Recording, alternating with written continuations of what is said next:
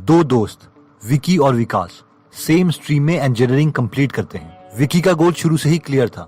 उसे अपने कॉलेज में आ रही सबसे बड़ी कंपनी में प्लेसमेंट चाहिए ताकि उसे अच्छा पैकेज मिले, और क्योंकि दोनों शार्प माइंड के थे इसलिए विकी को जॉब मिल भी जाती है इन्फोसिस 6 लाख पर एनम की सैलरी पर। अब उसे पता है कि कॉर्पोरेट जॉब में पैसे कमाने का एक ही तरीका है, switch and ask for more, यानी थोड़े साल काम करके कंपनीज चेंज करते रहो और नई कंपनी को पुरानी सैलरी स्लिप दिखा के हाइक मांगो।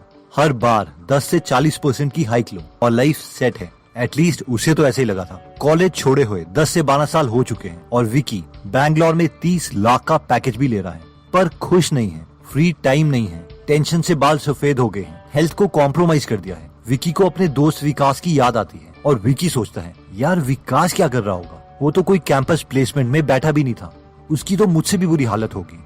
कॉल करके पूछता हूँ। विकी विकास को कॉल करता है और पूछता है, हाँ भाई क्या चल रहा है, पहचाना, मैं विकी बोल रहा हूँ। यार इतने सालों से हमने बात ही नहीं की। विकास कहता है, बढ़िया है यार, मैं ठीक हूँ, तू सुना क्या चल रहा है, कहाँ है आजकल। विकी, बस यार कहाँ हूँगा, बैंगलोर में हूँ, कॉर्पोरेट के धक्के खा रहा हूँ, और थोड़ी प्राउड फीलिंग के साथ बोलता है, हाँ लगा है 30 लाख का पैकेज, अभी कंपनी चेंज करूंगा, नेक्स्ट कंपनी से 35 लाख मांग रहा हूँ, तू सुना क्या चल रहा है। विकास, बस यार तुझे कॉलेज में बताया तो था, मुझे फाइनेंशियल फ्रीडम और टाइम फ्रीडम दोनों चाहिए, अपना काम स्टार्ट करूंगा यही कहा था, वही कर रहा हूँ, खुद का छोटा सा बिजनेस है। विकी, गुड यार, कितना कमा लेता है। विकास, बस यार थोड़े बहुत कमा लेता हूँ। विकी, बता साले कितने कमाता है। विकास, बस कर लेते हैं 1 से 2 करोड़ का बिजनेस पर मंथ। विकास शॉक्ड, वाह यार तूने तो बड़ा एक्सपैंड कर लिया, तू तो सही निकला। विकास, हाँ तुझे बोला तो था यार, मैं मालिक बनना चाहता हूँ, नौकर नहीं। दोस्तों ये बहुत ही कॉमन स्टोरी है जो ऑलमोस्ट हर कॉलेज में हो रही है। डिफरेंस लोगों की कैपेबिलिटी में नहीं, उनके एटीट्यूड में होता है, फाइनेंशियल आईक्यू का होता है। और आज की इस वीडियो में हम रॉबर्ट कियोसाकी की बुक से फाइनेंशियल आईक्यू सीखेंगे, जो हमें नौकर नहीं बल्कि मालिक कैसे बनना है ये सिखाएगी। तो सबसे पहला फाइनेंशियल आईक्यू आता है making more money. Robert Kiyosaki बोलते हैं कि 1969 में यूएस मर्चेंट मरीन एकेडमी से 4 साल का कोर्स कंप्लीट किया और स्टैंडर्ड ऑयल ऑफ कैलिफोर्निया के साथ अपनी फर्स्ट जॉब स्टार्ट करी, जहां उन्हें साल के 5 लाख रुपए के करीब मिलते थे। ये उस वक्त के टाइम एक अच्छी सैलरी मानी जाती थी, लेकिन उसके बाद उन्होंने मरीन कॉर्प्स ज्वाइन कर ली, जहां उन्हें वियतनाम वॉर में लड़ने जाना था। उस वक्त उनके सारे दोस्त वॉर में नहीं जाना चाहते थे, लेकिन उन्हें लगा कि उन्हें अपने देश के लिए कुछ करना चाहिए। लेकिन मरीन कॉर्प्स ज्वाइन करने के लिए उन्हें एक पे कट लेना पड़ा, और एक मरीन कॉर्प को साल के सिर्फ 25,000 रुपए मिलते थे। 5 साल मरीन कॉर्प ज्वाइन करने के बाद वो दोबारा से सिविलियन बन गए, और उनके सामने सबसे बड़ा चैलेंज फाइनेंशियल आईक्यू नंबर 1 बना, यानी मेकिंग मोर मनी, ज्यादा पैसे कमाने का चैलेंज। रॉबर्ट कहते हैं कि मैंने दोबारा से स्टैंडर्ड ऑयल कंपनी ज्वाइन करने के बजाय एक और पे कट लिया और ज़ेरॉक्स कंपनी ज्वाइन कर ली, जहां मुझे सिर्फ 720 रुपए पर मंथ मिलते थे। मेरी फैमिली को लगा कि वॉर के बाद मेरा दिमाग खराब हो गया है, इतनी कम सैलरी में मैं काम कैसे कर सकता हूँ। लेकिन मुझे पता था कि अगर मुझे अमीर बनना है तो मुझे बिजनेस करना पड़ेगा, जॉब नहीं। और एक बिजनेसमैन को सेल्स की स्किल्स में अच्छा होना बहुत इंपॉर्टेंट है।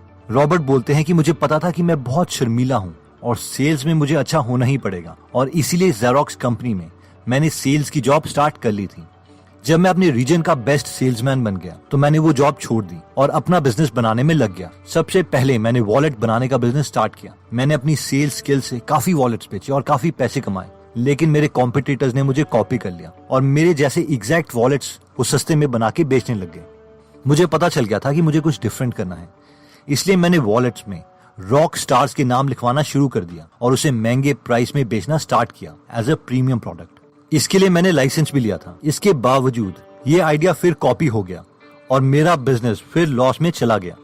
मैंने इन लोगों के खिलाफ केसेस भी किए, लेकिन मैंने रियलाइज किया कि मैं ही लॉस में जा रहा हूँ और मेरा वकील जो मेरे लिए केस लड़ता है वो अमीर हो रहा है। वो कहावत है ना कि अगर तुम अपने दुश्मन को हरा नहीं सकते तो उन्हें ज्वाइन कर लो। मैंने भी वही किया। मैं उन लोगों के साथ मिल गया और उन्हें अपने वॉलेट बनाने को कहे, जिसकी वजह से मेरे वॉलेट के प्राइस और कम हो गए। और मैं सेल्स में तो अच्छा था ही, इसलिए मैंने काफी वॉलेट्स बेचे और खूब पैसे कमाए, और मैं अपने financial IQ number 1 making more money में अच्छा हो गया। फाइनेंशियल आईक्यू नंबर 2 आता है प्रोटेक्टिंग योर मनी। ये बहुत ही इंपॉर्टेंट फाइनेंशियल आईक्यू है जो मैक्सिमम लोग फॉलो नहीं करते। 3 लोगों की सिचुएशन को इमेजिन करो। सिचुएशन नंबर 1, संदीप साल के 10 लाख रुपए कमाता है, लेकिन 30% टैक्स गवर्नमेंट को दे देता है और उसके पास साल के 7 लाख रुपए बचते हैं। सिचुएशन नंबर 2, विकी भी साल के 10 लाख रुपए कमाता है, लेकिन वो गवर्नमेंट को 15% टैक्स में देता है लीगली, इसलिए उसके पास 8.5 लाख रुपीस बचते हैं। सिचुएशन नंबर 3, कुलदीप भी साल के 10 लाख रुपए ही कमा रहा है, लेकिन वो गवर्नमेंट को 0% टैक्स देता है लीगली, इसलिए उसके पास पूरे 10 लाख बनते हैं। तीनों ने मेहनत बराबर करी, पैसे भी इक्वल कमाए, लेकिन आपकी नजरों में फाइनेंशियल IQ किसका ज्यादा अच्छा होता है? ऑब्वियसली कुलदीप का, क्योंकि वो अपने पैसों को प्रोटेक्ट करना जानता है। अब हम में से कई लोगों को ये बहुत अजीब सा आइडिया लगेगा कि यार एक सिविलाइज्ड सोसाइटी में हमारा फर्ज बनता है कि हमें टैक्स देना चाहिए, बट रॉबर्ट इसके लिए एक कहानी बताते हैं। एक बार एक सोशलिस्ट फार्मर के पास आता है और उसे सोशलिस्ट पार्टी ज्वाइन करने के लिए कहता है। फार्मर कहता है कि यार ये सोशलिस्ट कौन होते हैं, कोई एग्जाम्पल तो दो। इस पर वो सोशलिस्ट बोलते हैं, यार देखो, अगर तुम्हारे पास गाय है तो पूरे गाय वालों को वो दूध इक्वल बटेगा, इसे हम कहते हैं अपनी वेल्थ शेयर करना। वैसे ही अगर तुम्हारे पास शीप है तो सभी गांव वालों को वूल मिलेगी। फार्मर खुश होता है और बोलता है, यार ये इक्वालिटी वाला आइडिया तो बहुत अच्छा है, सोशलिज्म तो अच्छा लग रहा है। फिर वो सोशलिस्ट फार्मर को बोलता है, अगर तुम्हारे पास मुर्गी होगी तो उसके अंडे भी सब शेयर करेंगे। इस पर फार्मर को गुस्सा आ जाता है, वो बोलता है, निकल जाए यहाँ से, मुझे नहीं कोई सोशलिस्ट बनना। इस पर वो सोशलिस्ट बोलता है, गाय के दूध और शीप की कॉटन को शेयर करने के लिए तो तुम खुश थे। जिस पर फार्मर बोलता है, हाँ, क्योंकि मेरे पास गाय और शीप नहीं है, मेरे पास मुर्गियां बहुत हैं।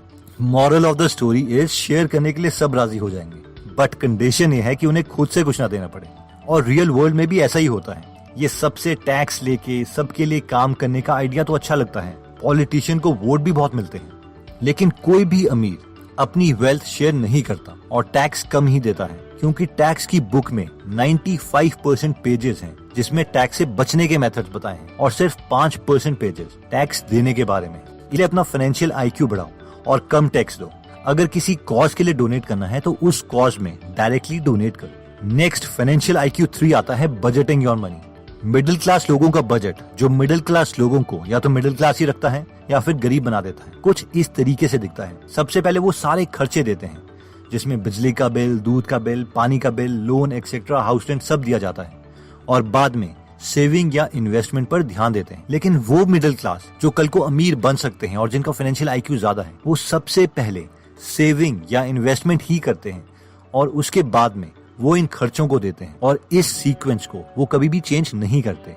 रॉबर्ट बताते हैं कि उन्होंने और उनकी वाइफ किम ने एक अकाउंटेंट रखी थी जिसका नाम था बेटी।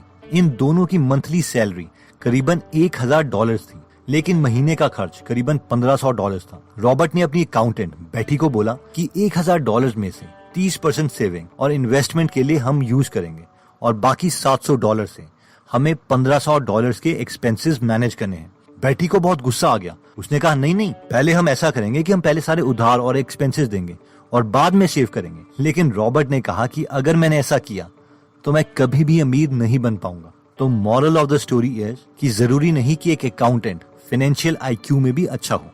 फाइनेंशियल IQ नंबर 4 आता है लेवरेजिंग योर मनी। जैसे गाड़ी की स्पीड तेज करने के लिए एक्सीलरेटर होता है, उसी तरीके से पैसों को जल्दी ग्रो करने के लिए लेवरेज होती है। आइए इसे सिंपल शब्दों में समझते हैं। जब एक मिडिल क्लास इंसान खुद इन्वेस्ट करता है तो उसकी लेवरेज 1:1 होती है, यानी आपकी ₹1 की इन्वेस्टमेंट ₹1 ही रहेगी। लेकिन अगर आप बैंक से पैसे लेते हैं या किसी इन्वेस्टर से पैसे लेते हैं तो आपकी लेवरेज 1:4 हो जाती है, यानी ₹1 का इन्वेस्टमेंट से हम ₹4 की इन्वेस्टमेंट कर सकते हैं। फॉर एग्जाम्पल, रॉबर्ट ने एक 300 यूनिट का अपार्टमेंट जो कि $20 मिलियन का था उसे लिया था। उसमें खुद के $4 मिलियन डाले और $16 मिलियन बैंक लोन लिया, यानी उन्होंने 4:16 दैट इज 1:4 की लेवरेज ली। अब जितनी भी उन्हें रेंटल इनकम आती है उसे वो लोन ही देते हैं। इसके बहुत फायदे हैं। 1, अगर वो खुद पूरे $20 मिलियन इन्वेस्ट करते तो शायद उन्हें पैसे इकट्ठा करने में 10 साल तक लग जाते। फायदा नंबर 2, जब 10 सालों में वो एक्चुअल में 20 मिलियन की प्रॉपर्टी खरीदते तब तक उस प्रॉपर्टी की एक्चुअल कीमत 20 मिलियन से ज्यादा हो जाती। फायदा नंबर 3, अगर उनके पास एक्चुअल में $20 मिलियन थे तो वो $20 मिलियन के बजाय बैंक की मदद से $100 मिलियन की प्रॉपर्टी खरीद सकते थे, यानी अपनी इन्वेस्टमेंट को मल्टीप्लाई कर सकते थे। अब ऑब्वियसली ये लोन लेने की स्ट्रैटेजी और प्रॉपर्टी सिलेक्ट करने की स्ट्रैटेजी, इसके लिए भी उन्हें नॉलेज चाहिए, और इसीलिए फाइनेंशियल IQ नंबर 5 बहुत इंपॉर्टेंट है, जो कहता है इम्प्रूविंग योर फाइनेंशियल इन्फॉर्मेशन।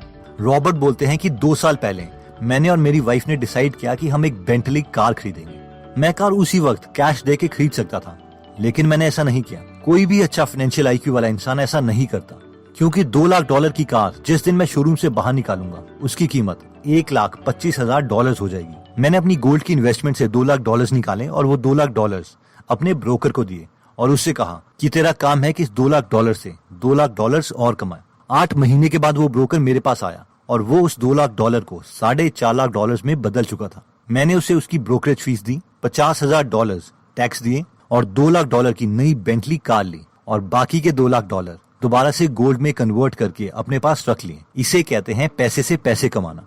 अब ऐसा नहीं है कि हर ब्रोकर आपके पैसे इंक्रीज कर सकता है, क्योंकि 95% ब्रोकर को खुद ही नहीं पता कि वो कर क्या रहे हैं, और एक अच्छा ब्रोकर ढूंढना भी काफी डिफिकल्ट टास्क है। एनीवेज पॉइंट ये है कि एक मिडिल क्लास इंसान के पास जैसे ही $2 लाख जमा होते हैं तो वो उसी वक्त $2 लाख की कार ले लेता और उसके पास $0 बचते। लेकिन एक हाई फाइनेंशियल आईक्यू वाला इंसान अपने पैसों को हमेशा प्रोटेक्ट करके रखता है। अब रॉबर्ट ये एक तरह से मुफ्त की बेंटली इसीलिए ले पाए क्योंकि उनके पास एक सबसे बड़ा एसेट था और वो था फाइनेंशियल एजुकेशन, यानी पैसे की समझ। और वो उन्होंने गेन करी है अपने से पहले आए एक्सपीरियंस्ड लोगों से, उनकी बुक्स पढ़ के, उनके लाइफ एक्सपीरियंस से सीख के।